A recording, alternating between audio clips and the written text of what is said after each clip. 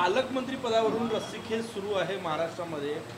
कसं बघता याच्याकडे? झेंडावंदन कुणी करावं, कसं करावं, काय सगळे? नाही, सगळंच हास्यास्पद आहे.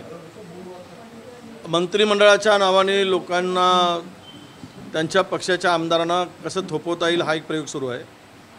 पालकमंत्र्यांचा पत्ता नाही. मंत्रिमंडळ विस्तार झाला, नव्या चेहऱ्यांचा समावेश झाला आणि जिथे पालकमंत्री नेमण्यासाठी इतका उशीर होत असेल ते सरकारचं पाऊल कुठल्या दिशेनं आहे याचं हे प्रत्यय आहे. मला असं वाटतं की एकूणच काल आम्ही पाहिलं की खात्याचा संबंध नसताना उपमुख्यमंत्री ज्यांच्याकडे वित्त विभागाचा कारभार आहे त्यांनी वॉर रूममध्ये राज्यातील प्रोजेक्टबाबत आढावा घेतला. त्यामध्ये मुख्यमंत्री अध्यक्ष असतात, तसा फायनान्स विभागाचा काही संबंध नसतो. म्हणजेच त्या वॉर रूममध्ये आता कोल्ड वॉर सुरू झाला आहे आणि तो कोल्ड वॉर कुठल्या दिशेनं जाईल याचा प्रत्यय कालच्या झालेल्या मंत्रालयातल्या बैठकीतून आपल्या सगळ्यांना दिसला असेल. दुसरा विषय, पालकमंत्री म्हणून आपण म्हणाला, अरे यांचा एकाचा पायपोस एकाच्या पायात नाही.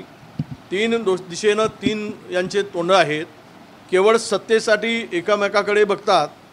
मलिदा खायचा असेल तर मिळून खातात, पण जनतेच्या प्रश्नासाठी, महाराष्ट्राच्या प्रश्नासाठी मात्र यांना वेळ नाही. म्हणजे या देशाला स्वातंत्र्य मिळाल्यानंतर 28 मंत्री आज कार्यरत आहेत. किमान 28 मंत्री 28 जिल्ह्यात जाऊ शकले असते पालकमंत्री म्हणून आणि त्या जिल्ह्यातील जनतेला न्याय देऊ शकले असते, परंतु तिथे पालकमंत्री नसल्यामुळे जिल्हाधिकाऱ्यांना ध्वजारोहण करावं लागतं. म्हणजेच पालकमंत्री रिकामा आहे आणि जिल्हाधिकारी ध्वजारोहण करतो आहे. यापेक्षा दुर्दैव या राज्यामध्ये असू शकत नाही. केंद्रात एक विधेयक येत आहे, निवडणूक आयुक्त निवडीच्या याच्यावर CGIच्या ऐवजी कॅबिनेट मंत्री असणार आहे. विरोध होतोय त्या विधेयकाचा. नक्कीच हे लोकशाही प्रक्रियेला खीळ घालण्याचा हा एक पुन्हा नवा प्रयोग सुरू झालेला आहे. या देशातील निवडणुका या अगदी निपक्ष व्हाव्यात आणि तो त्या ठिकाणी बसलेल्या अधिकाऱ्याची निवड ही ज्यामध्ये या देशाचे मुख्य सरन्यायाधीश असतात ते त्या ठिकाणी सदस्य असतात. पण ते आत्ता बिल आलेलं आहे त्यामध्ये पंतप्रधानांनी मंत्र्यांचं नाव सुचवावं. म्हणजे जी मंडळी त्या ठिकाणी बसणार आहेत आणि ज्याची निवड होणार आहे ती निवड निपक्षपातीपणे होणार नाही. आणि नंतर मुख्य निवडणूक आयोग आणि त्याच्या दोन निवडणूक आयुक्त हे तीनही मिळून त्यांना जो अधिकार दिला जाईल ती भीती अशी आहे की यामध्ये खरं तर मग असं ठरेल की निवडणूक प्रक्रियेमध्ये कोणाला रिकाउंटिंग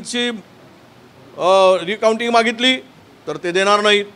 आक्षेप घेतला तो फेटाळून लावतील आणि एखाद्याला जर ह्या प्रक्रियेमध्ये निवडणूक आयुक्ताच्या आदेशाशिवाय रिटर्निंग ऑफिसर त्या मतदारसंघात लोकसभेचा असो की असेंब्लीचा असो तो निर्णय घोषित करू शकत नाही. आणि एखाद्या वेळेस अशी शक्यता आहे की जर 2000 मतांनी एखादा विरोधकाचा उमेदवार माघारला असेल आणि त्याने रिकाउंटिंग मागितली तर त्याला ते देणार नाहीत आणि जो हारलेला उमेदवार आहे त्याला ते सांगतील घोषित करून टाका, त्याला कुठेही चॅलेंज असणार नाही.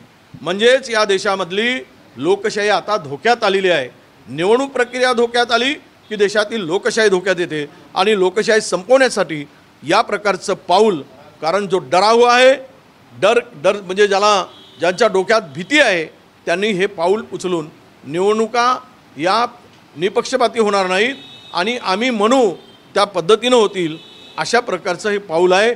या देशातील संबंध लोकशाहीवर विश्वास असणाऱ्या, निवडणुका प्रक्रियेवर विश्वास असणाऱ्या या देशातील जनतेला कायद्याचं राज्य हवं असेल तर सर्वांनी आता रस्त्यावर उतरून या सगळ्या प्रकरणाचा निषेध केला पाहिजेत, याचा विरोध केला पाहिजेत, तरच या देशातील लोकशाही वाचेल. नाहीतर लोकशाहीचा घडा घोटण्याचा हे मोठं पाऊल, धाडसाचं पाऊल नरेंद्र मोदी सरकारने टाकलेलं आहे. भाऊ, सरकारमधल्या तिन्ही पक्षांचा निवडणुकांमध्ये वाद होऊ नये म्हणून एक समन्वय समिती नेमणार आहे आणि त्या समन्वय समितीच्या निरीक्षणानंतरच जागा वाटप केलं जाणार आहे. नक्कीच 3 पक्ष असल्यानंतर समन्वय असायलाच पाहिजे, समन्वय समिती असायला पाहिजेत आणि त्या समन्वय समितीमध्ये चर्चा होऊन पुढचे निर्णय व्हावेत. हा तीनही पक्षातील प्रमुख नेत्यांची इच्छा आहे आणि त्या दृष्टीनंच आणि हायकमांडसुद्धा आहे, दिल्लीवरून तसे इन्स्ट्रक्शन आहेत राज्यस्तरावरही राहील आणि लोकसभेसाठी सुद्धा काही आमचे दिल्लीचे जे काँग्रेसचे नेते मोठे नेते आहेत ते सुद्धा त्यामध्ये समन्वयक म्हणून जबाबदारी पार पाडतील. या सगळ्या वाटपामध्ये कुठेही आम्ही आमच्यामध्ये जागा वाटपावरून योग्य निर्णय व्हावा ही त्यामागची भूमिका आहे. भाऊ, हाच फॉर्म्युला सरकारमधले तिन्ही पक्ष राबवत आहेत. ते देखील एक समन्वय समिती स्थापन करतात आणि त्या निरीक्षणावर जागा वाटप केली जाणार आहे. नाही, आज काल पाहिलं ना मी मुख्यमंत्र्यांना न विचारता त्या वॉर रूममध्ये प्रोजेक्टचा आढावा घेणं आणि त्या प्रोजेक्टचा जो सदस्य सचिव आहे मोपलवार त्याला न बोलवणं, हे काय प्रकार आहे? हे काही समन्वय आहे?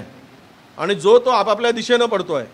मला वाटतं की सगळे तीनही लोक हे राज्य जनतेसाठी चालवत आहेत की स्वतःसाठी चालवत आहेत याचं उत्तर लवकरच कळणार आहे.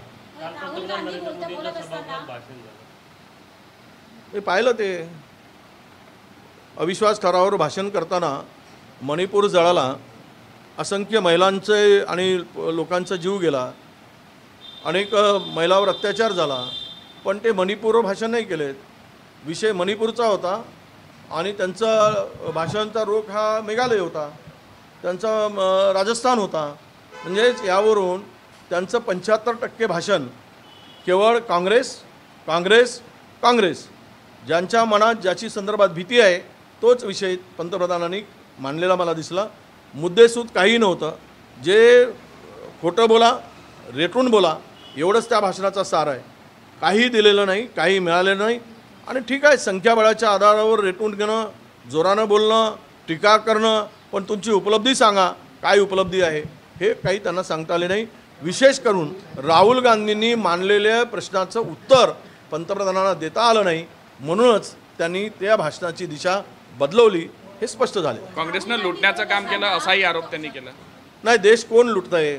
60 रुपयावरून 85 रुपयावर डॉलर कसा गेला, रुपयाची किंमत कशी घसरली आणि एकूणच या देशाची इकॉनॉमी कुठल्या स्थानावर आहे, महागाईनं उच्चांक का गाठला, या देशातील डिझेल पेट्रोलचे भाव का वाढलेत, गॅस सिलेंडरचे भाव का वाढवलेत, हा जो गरिबाचा पैसा लुटला जातो आहे तो कोणाच्या खिशात चाललेला आहे?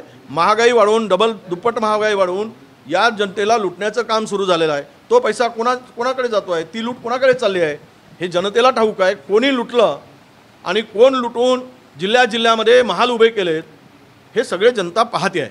राहुल गांधी जेव्हा बोलत होते संसदेमध्ये तेव्हा फक्त ते 14 मिनिटं बोलले, त्याच्यापैकी फक्त 4 मिनिटं त्याच्याकडे कॅमेरा होता, बाकी अध्यक्षांकडे होता. तर राहुल गांधी त्या दाखवायचं नाही असा त्या मागचा कट होता असं बोललं जातं. राहुल गांधींना पूर्ण भाजपा ही घाबरले. एक खौफ जो म्हणतो त्या नावाचा, गांधींची भीती. कारण गांधींनी या देशासाठी समर्पण दिलेलं आहे, गांधींनी बलिदान दिलं आहे, नेहरूंनी बलिदान दिलं आहे. हे सर्व जे काही आहे हे गांधींनी हा देश उभा करण्याचं काम केलं आहे. ज्या देशामध्ये काही नव्हतं तो देश आज जर पायावर उभा झाला असेल तर तो गांधी आणि नेहरूमुळे झालेला आहे. त्यामुळे गांधी नावाची दहशत अजूनही भाजपाला आहे. जशी त्यावेळेस म्हणजे मोगलांच्या काळात मोगलांना धनाजी आणि संताजीची दहशत होती, तशीच दहशत आता राहुल गांधींची भाजपाने घेतलेली आहे. राहुल गांधींच्या भाषणातले शब्दही वगळण्यात आलेले आहेत.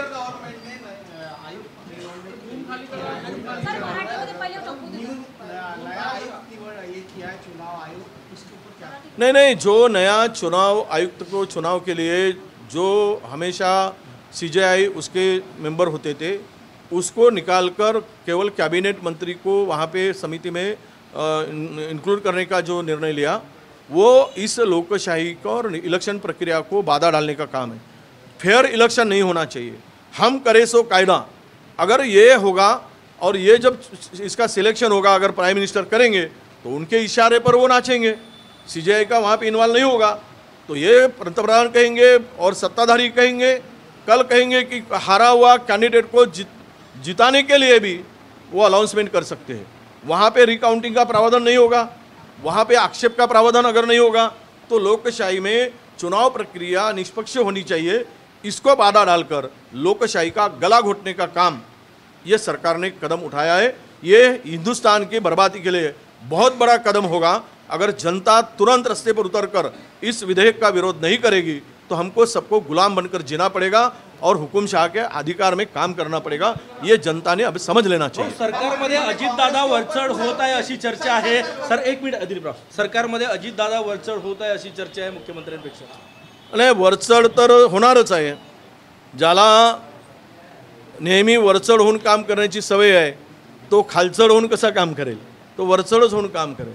आता तुम्हाला येणाऱ्या दिवसात दिसेल, आज 3-3 दिवस या राज्याचे मुख्यमंत्री शेतावर जाऊन राहतात अत्यंत महत्त्वाचे प्रश्न असताना. म्हणजेच आता तुम्हाला समजत असेल, या महाराष्ट्राला कळत असेल की हा निर्णय झाला, अजित पवारांची एंट्री झाली, मुख्यमंत्री किती नाराज आहेत ते त्यांना रुजलेलं नाही, म्हणून ते कधी कधी अज्ञातवासात चालले जातात. नाराजी कुठं करावी? कारण हे सगळे जे आहे, तुम्हाला सगळ्यांना कल्पना आहे की आज जो तो उठला, सत्तेत सहभागी झाला की मोदी रामायण सुरू करतो, मोदी पारायण सुरू करतात. याचा अर्थ असा आहे की तिथे जाऊन हे सगळे पोपट झाले आहेत आणि पोपटांना जे शिकवलं जातं तो पोपट बोलत असतो. हे पोपटासारखे विटू म्हणलं की हे विटू करतात आणि हे म्हणतात की काय खाणार, तर पोपट हे सांगतात तोच पोपट बोलतो. अशा प्रकारचे हे पोपटपंची चाललेली आहे. हा राज्य, मी पुन्हा सांगेल, या 3 त्रिकुटांनी मिळून हे राज्य अधोगतीकडे नेण्याचं काम सुरू केलेलं आहे.